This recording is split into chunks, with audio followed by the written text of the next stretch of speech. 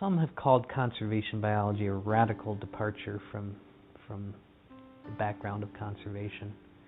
I suppose it is, because the term radical means it comes from the roots, pertains to the roots. And in some ways, conservation biology is actually returning us to the roots of conservation. We're trying to solve a big problem, the loss of biological diversity in the world. In order to solve that problem, like any conservation problem in our history, you have to bring people together, and you have to bring different fields of knowledge together. That's what conservation biology started to do in the 1980s. It's what it's been doing for a quarter century, and it's what it's going to be doing for a long time to come. There has always been a concern in conservation biology over the role of the scientist in society, whether the scientist should or could be an advocate as well as being an objective scientist. This is a long-standing debate. But in the context of conservation biology, however, it was not only recognized, it was explored. That's the key difference. It didn't shy away from entering the public arena. Michael Soule, one of our key founding figures in conservation biology, defined it as a mission-driven discipline, a mission-driven field. The values dimension of conservation was built into the field from the beginning. It was not going to hide from it. It was not going to avoid it. It was going to try to find a new way of combining robust science with a commitment to conservation values. When I really first began to understand what was going on in this community of conservation biologists, I really felt that I'd found my home. I never knew quite what to call myself until then, and then I began to say, I'm a conservation biologist.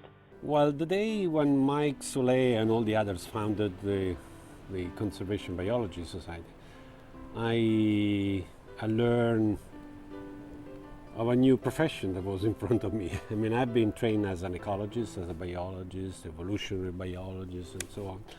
And but I always worked with a purpose of conservation. That's early on. So when the society was founded, I thought that it was a very nice way of formalizing what I was already doing. So, and I became a conservation biologist. I did my first field project in 1952 on the Arctic slope of Alaska. I've always considered myself a naturalist, somebody who's interested in nature. Otherwise, I'm a field biologist. I'm interested in the moral questions of protecting wildlife and what is conservation? It's a moral issue. It's of beauty, ethics, spiritual values. That's one aspect. The other is conservation is politics. You can't do conservation in a country, any country, without dealing the local politics, the regional, national politics. And those are issues that have to be integrated into your scientific approach. I followed in the footsteps of George Schaller, and I went to Rwanda and studied mountain gorilla ecology. The term conservation biologist implies putting science to the purpose of a societal need and a societal commitment to conservation and conservation of wild nature. My work has shifted from just like a real scientist, as you would call it, watching animals only, to now dealing with people and food issues, food security, and global food security as well, because it turned out that the Peruvian fishery was just part of a kind of global syndrome of using about over a third of our marine catch to feed animals. Pretty much about maybe 10 years ago, when I got to some communities. Basically, I was working on savanna ecosystems in South Africa, and I realized that yes, I'm talking about all these species diversity, everything. But when I got into the community, they wanted to know what they were going to get out of my research. Then I realized that there was something that I was missing. Trying to link my work to pretty well some of the problems that the the communities were facing rather than the environment and biodiversity. Then I realized that I was actually into conservation biology. And then that widened the scope of my research. So since joining the SCB, I have been involved in various levels of governance. Within the Africa section, I actually initiated a number of committees that I work with, introducing even things like gender and biodiversity into the Africa section. And as part of that, I coordinated a group to introduce what we call the Young Women Conservation Biologists Award, because we thought that, yes, there are few women in Africa, for instance, who are involved in biodiversity conservation, and yet it's women that actually access biodiversity most in Africa. So here I'm talking about the linkages between livelihoods and biodiversity. They are inextricably linked in a place like Africa. So you cannot conserve biodiversity without looking at livelihood issues, and gender become a focal point. The society has really moved to genuine internationalization. As I joined the SCB in America as an American student, and then moved back to Europe, it was only just beginning to have a presence in Europe. The European section formed at the Canterbury meeting in 2002.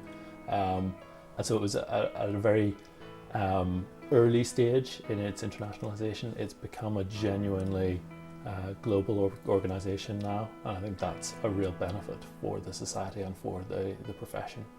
The society, to me, has played a profound role in changing the world of conservation in the last 25 years, and I don't think that story is over yet. To me, conservation biology is, I remember, I have to tell you, at a first early meeting, I said, people talked about it being multidisciplinary, and I said, oh, well, so tell me about that. Said, oh yeah, we have zoologists and botanists and ecologists. And I said, I don't see many social scientists and others here who are going to have to do some of it, because just sort of giving people information is not enough to change the world. Conservation biology is the science of scarcity. It's the way we are dealing with the biodiversity crisis around the planet. We are in a major extinction crisis right now across the globe. We've got climate change, we've got a population explosion and unsustainable consumption of the Earth's life-giving services that we all get. And so conservation biologists are like a surgeon trying to heal a dying patient. And I see our role as bringing that science and bringing that health information to citizens and decision makers so that we can cure the planetary crisis that we have indeed created. You know, SCB has become a major player on the issue of the application of science and policy decisions affecting our environment. And I've seen the organization just evolve over time to accept its unique role in bringing the best available science to decision makers affecting the health of the planet. And I'm really excited about that. The modern conservationist needs to be a little bit like Rudyard Kipling's poem, If.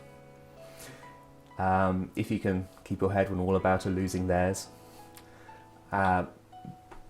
If you can talk to the common man, but hold your head amongst kings. Be able to talk to different sectors of the community, from the indigenous people in the Amazon, to talking to the policymakers, to talking to the media people, to talking to the scientists. If you can keep calm, if you can keep optimistic when things are going really, really bad, if you can make the most of an opportunity when you see it, if you can be innovative. Yes, I think Rudyard Kipling kind of had it there. You could just cut off the bottom and say, then you'll be a conservationist, my son. Our society has been spending in the first 25 years of our life in growing stronger, more than 10,000 members, in making regional sections, in producing very nice papers, and now we have to move on. And I think we need to find a different role especially in informing, training and shaping the conservation biologists of the future. As we look to the future of conservation biology, we can see a lot of the trends that have already been there over the last 25 years continuing.